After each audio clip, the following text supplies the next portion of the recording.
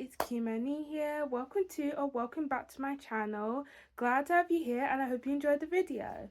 Now today we are going to discuss a book that I mentioned a few weeks ago, Dream Count by Chimimanda Adichie. I was so excited when I heard she had published a book. I think it's been 12 years since she published her last book. I ran to the store. I bought one, and I coincidentally got one that was actually signed, which is great for me, to be honest. But I was really excited to read this book. I can't lie, it took me a while because some of the themes in this book were quite heavy, and I had to take a break at some point because it was quite upsetting to me, some of the content. She writes it all beautifully, by the way. This isn't like a bad thing or anything. These themes should be discussed in a respectful way, which she has done in this book, but it just meant it took me a little while to finish. But I'm happy to say I absolutely loved this book. It was such a good read, and I really wanted to talk about some of the characters and just talk about Chimimanda and her writing style because it's absolutely amazing. Don't worry though, there will be no spoilers. I will be discussing the characters in a spoiler-free way so you can enjoy and watch this video and be safe to read the book yourself. So without further ado, let's go into the character breakdown. Okay, so before I actually start on the character breakdown, I should probably explain the synopsis of the book, what this book is about. Essentially, this book is about four Nigerian women and their different stories, their different narratives. And these four women, Chiamaka, who is, let's say she's the main character. She is the woman who links all of the three other women together. There's Zakura, which is her best friend. Then there's Kaditu, who sorry, I didn't pronounce that right. Kadiatu, who is her housekeeper, and then we also have Omalego. Sorry, I hope I said that right. Omalego, and she is Chiamaka's cousin. And essentially the narrative sort of follows the theme of this book. First starts with Chiamaka. So Chiamaka is recounting quite a few of her past relationships, and every single time we hear a narrative of one of her relationships, she calls it a dream count. Now, why is it called a dream count? Essentially, it's sort of like, the reason why it's called a dream count is sort of a play on the words body count, which is essentially, how many people have you slept with, and instead of seeing it as people whom I've had a relationship with, she sees it as possible futures for herself. Hence why she calls it a dream count, because these are visions or premonitions, or what could have been her life been, what could she have been, what could her future have looked like if she had stayed with this particular man. Now, because Chiamaka is narratively written this way, I feel like her character stands out compared to the other three in such a way that we see multiple different sides of her. We see multiple different personalities. Although this recount of her relationships is told in retrospective, hence we have a much older Chiamaka, a much wiser Chiamaka recounting her stories, you can see different personas she takes on depending on her relationship.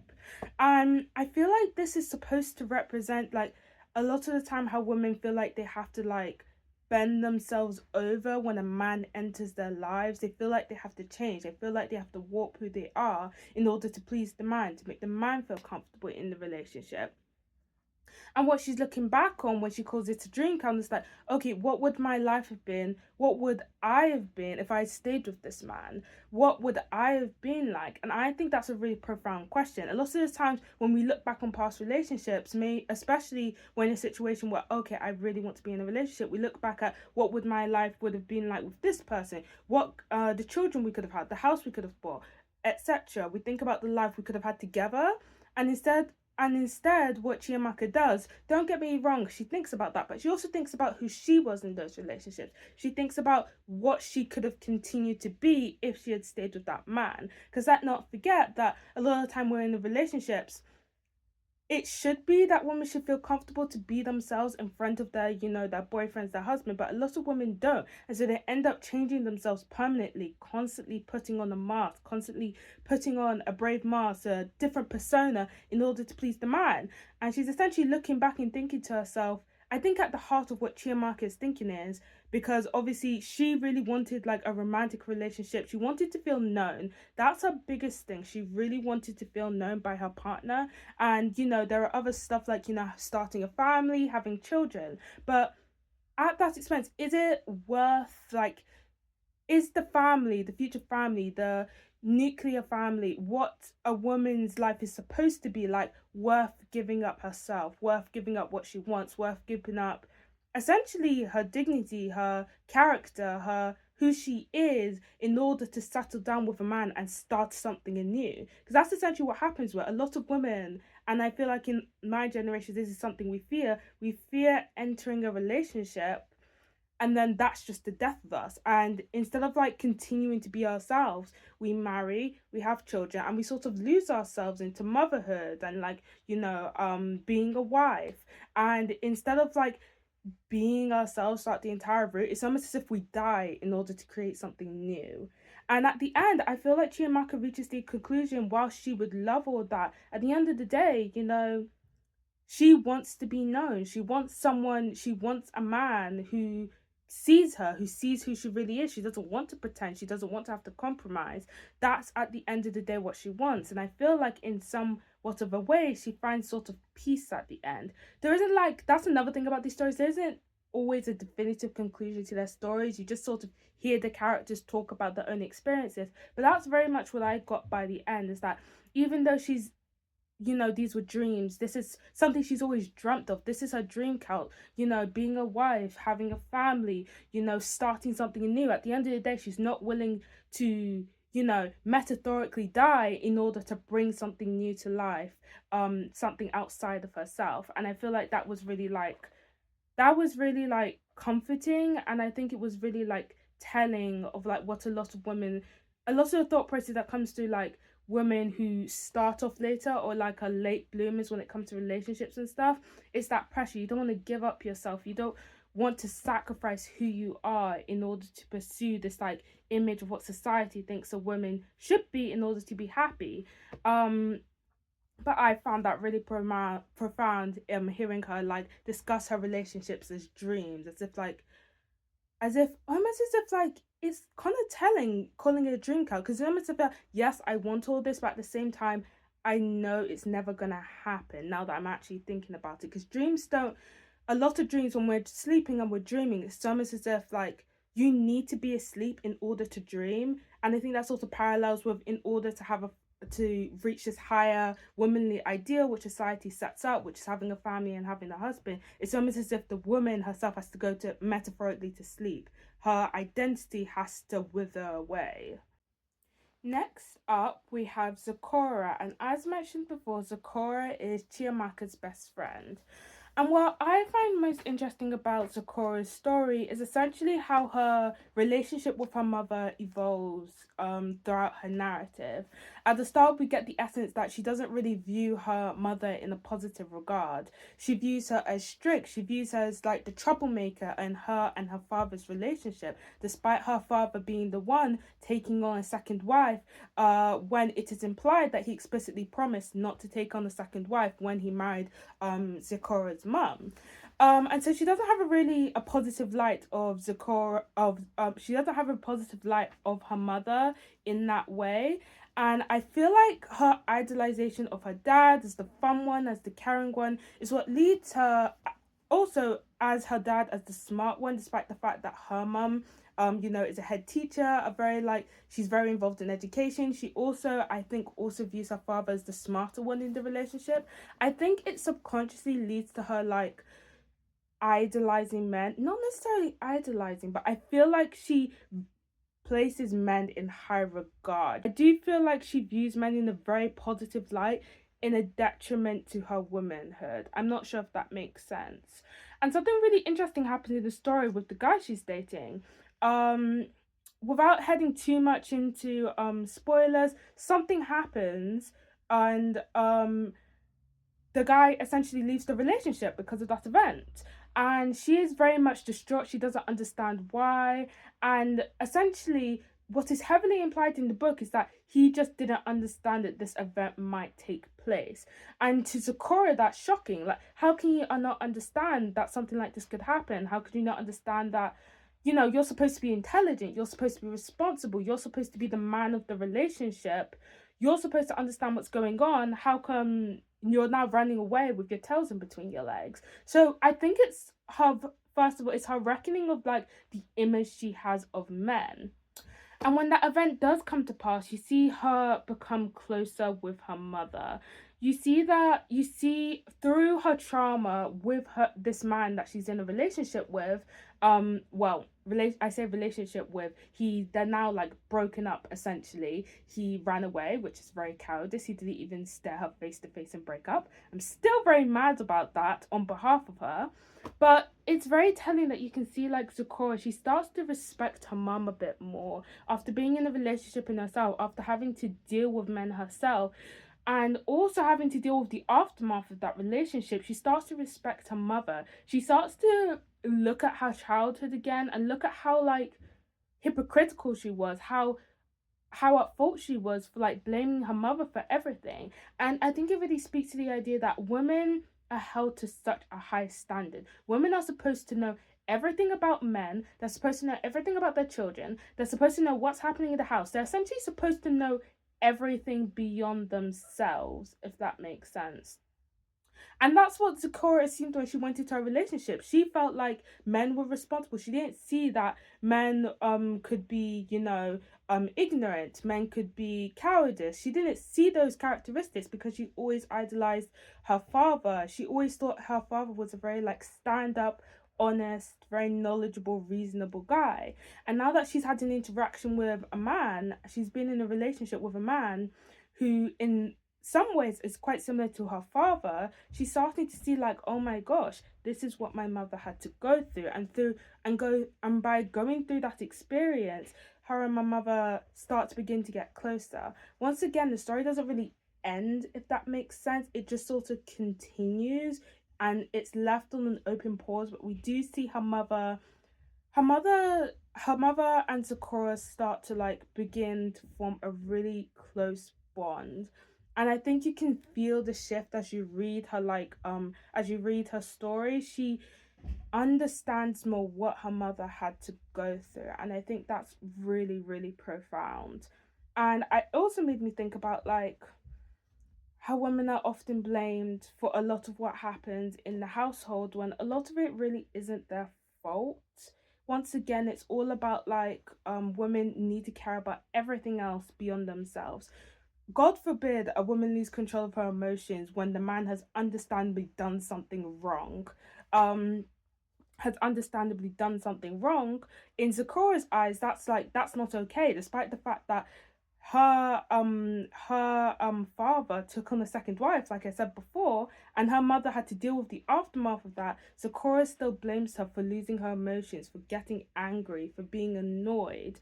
And I think again it plays into this idea that women have to hide their emotions. Women need to, play up the role of the quiet wife. Women have to prioritize their children's emotions first. And whilst I do think, yes, as a parent, you should be helping your children out, you should be prioritizing their emotions. At one point, are we going to allow women to just feel? And I feel like as Sakura feels her heartbreak, as Sakura navigates these new challenges, she is feeling a lot. And she's feeling a lot in reality, what she would not have been able to feel if she had stayed with that man. And she, even though it's hard being like, having to go through this challenge on her own, she is going to be able to navigate that, I think, in a much better way because her mother's by her side instead of that man, which is quite like, it's quite like what's the word, it's a sort of like a juxtaposition of what society expects. Society expects that a woman by a man, will be able to raise a child much better. But a lot of the time, it's women taking on most of the emotional and physical labor in the household, compared to the man. It's like having her mother there is actually of more help to her than probably having that deadbeat ex-boyfriend that she has in that household with him, despite the fact that she constantly wants him back. So I found that really profound. I'm not sure if that string of like my thoughts made sense, but I do feel like Zecora and her mother's relationship was really interesting to me, seeing how it evolved um through her challenges and through her relationship breakup. Thirdly, we have Kadiatu, who is Chiamaka's housekeeper. And her story was the hardest to sit there and read. I took the most breaks whilst reading her story because, if you're going to read this book, a bit of a trigger warning. There are mentions of like female genital mutilation. There are mentions of, rape and assault. Her chapter was particularly like, it really pulled up my heartstrings and really made me think about things that, you don't really think on the day to day, but things that do happen and are so unfortunate. And so I will say, when you're reading her chapter, it may take you a little while to read through it because it's quite emotionally heavy, or at least I thought it was emotionally heavy. But what I found, Kadiatu's story, I actually read the author's note, and it turns out it's based on like a real life case. All the events of what she had to go through. Essentially, she is, sexually assaulted at her place of work, and the narrative, the latter half of her narrative focuses on how she is navigating that landscape. And I think it pulls in like really interesting themes of like, victimhood. A lot of the time when we think of the victim, we think of a perfect state, we think of someone who is perfect. And Kadiatu is none of these things. She is not perfect. She is definitely a good person. I can tell as much by reading this. That she is definitely a really lovely lady. Who has done her best in life, especially for her child. But she's also capable of lying. In the context of her lying, she's trying to like provide a better life for herself. And so when we're faced at the end, when we find out, that, her her case gets dismissed, her sexual assault case gets dismissed because it's been proven that she's lied before, not about the case, but because of something she's lied in the past about. It's heartbreaking because it's just like, what does something she's lied about in her past have to do with the here and now, the story that we are currently talking about, the case which she is currently which she is currently defending herself on? And I found it really like profound again that women are expected to be these perfect saints. Women are supposed to, in order for women to receive sympathy, she has to be perfect. She needs to be, saintly. But in reality, most women are not perfect. Actually, nobody's perfect, but women are not perfect. Women are not saints. Women are not angels. We are ordinary people who make mistakes, who do bad things. And just because we do bad things doesn't mean we should be denied justice. And so that theme was explored throughout her story. I also think her story also recognized like a lot of privilege that I feel like sometimes I can forget about. Like something really unexpected happens at the end. Obviously, I tell you guys that her case was dismissed, her sexual assault case, and the way Chimamanda wrote her ending, like, I was not expecting that ending. I was not expecting her reaction. I was not expecting that reaction from her daughter. Read the book if you want to know what I'm talking about. But it really like struck to my core that like, just being able to live an ordinary life, just being able to live peacefully, to be left alone, to be out of spotlight, that is a lot of people's dreams. Some people, they don't want glory, they don't want, money, they just want to be able to be left alone and live an ordinary life. And Kadiatu, she grew up in her village. She has had like quite like a difficult she's been born into quite difficult circumstances. She wasn't educated, she was forced to marry a man that she didn't know very well. That man, I'm gonna call it rape. Yeah, that man repeatedly raped her. He was an alcoholic.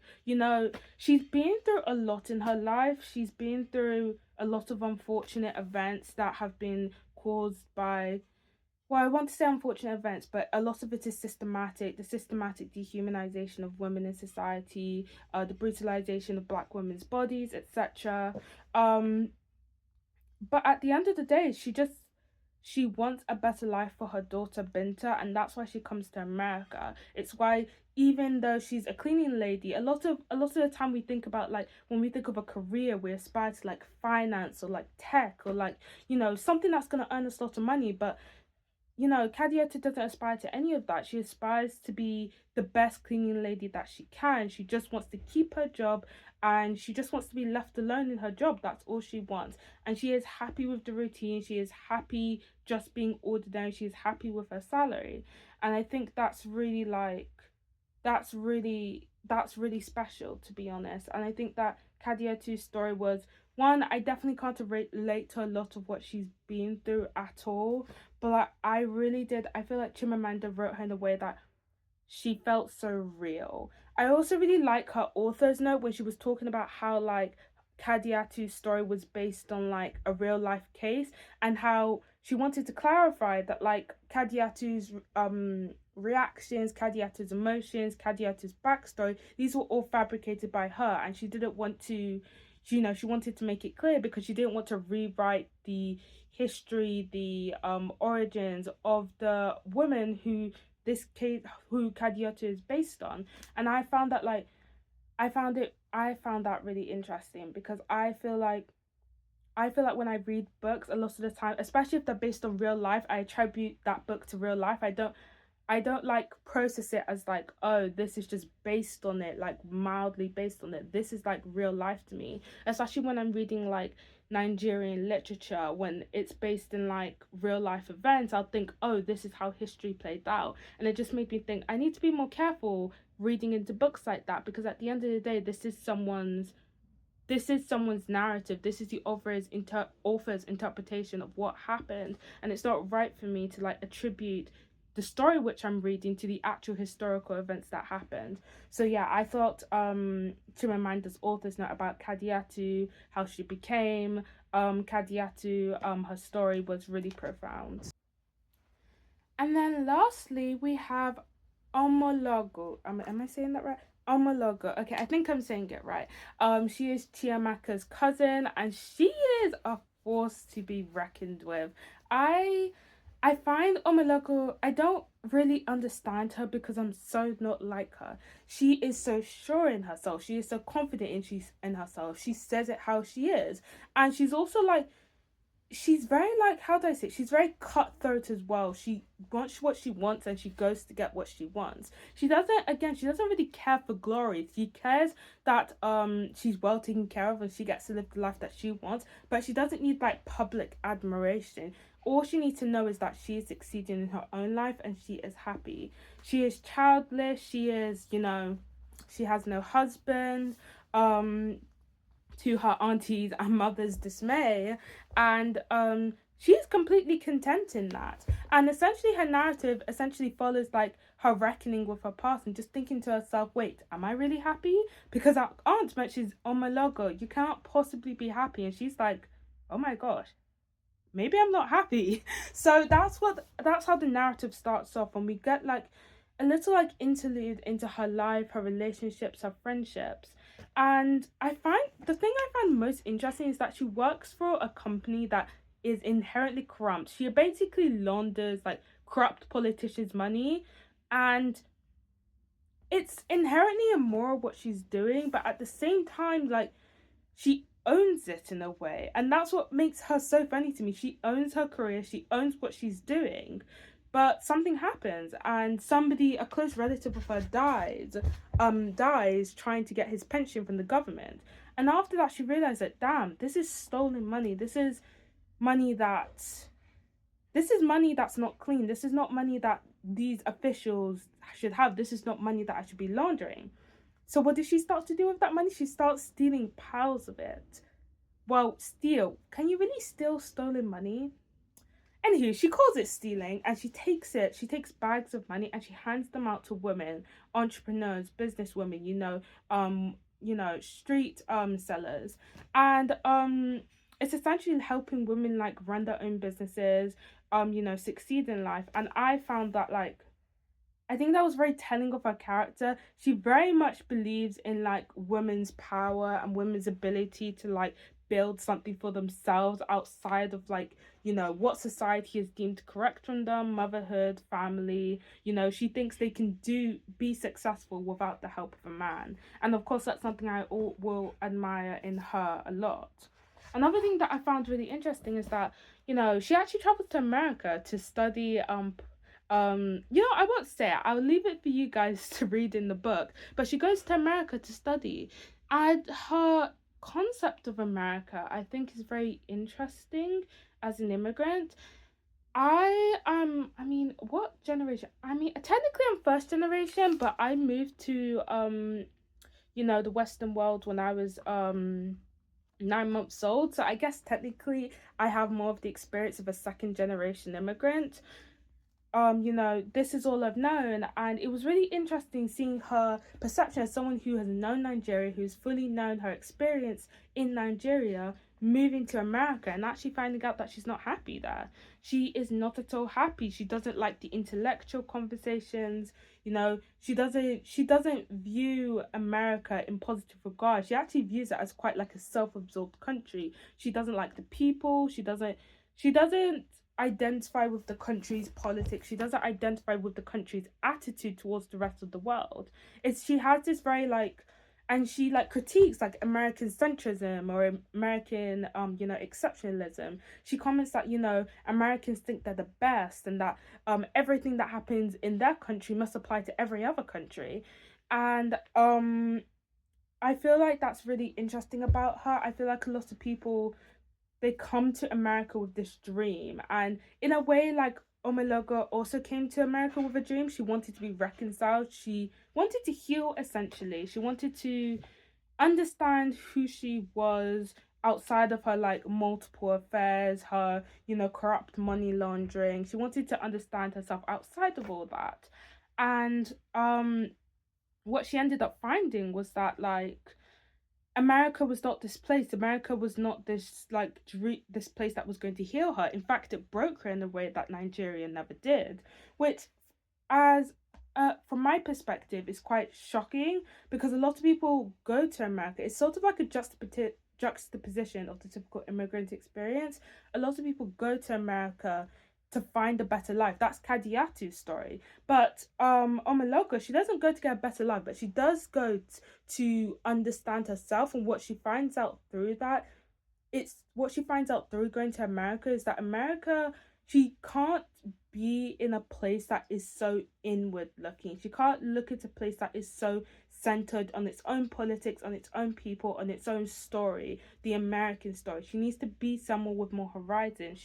And I think that's why she prefers Nigeria, because even though Nigeria, if we're going to talk about statistics, is a less developed country, Nigeria, or at least in her view, are very like sort of like very straightforward, hardworking people who can dream, who can see beyond, who can see opportunity beyond themselves, beyond their families, beyond their country. And whereas with America, it's very like inward looking. It's very inward on America's problems. It's very inward on Americans' people. It's a very inwards on American politics. And she feel like that stunts her growth. That stunts her like ability to think, her ability to dream, her ability to go beyond what has been established. And I think Omologa, I can't lie, I feel like she's the character that I least understand. I'm still like, I finished this book yesterday. I'm still trying to like fully understand her character, but I hope the thoughts that I strung together made sense.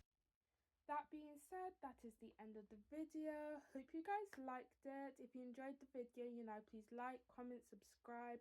Tell me what you think of like Dream Count if you've read it, or if you've been inspired to read it after this video. Tell me what you think of it once you finish it. It is a really interesting book. Like I said, I just finished it yesterday, so I'm still like breaking down a lot of the themes in this book, thinking about the characters, what they're supposed to represent, what they're supposed to mean. But I really felt I wanted to vent about this, can't lie, because like this was such an amazing book. I hope this video reaches the right people because I need someone to discuss this with. But yeah, I'll see you in the next one, guys. Thanks for tuning in. Bye.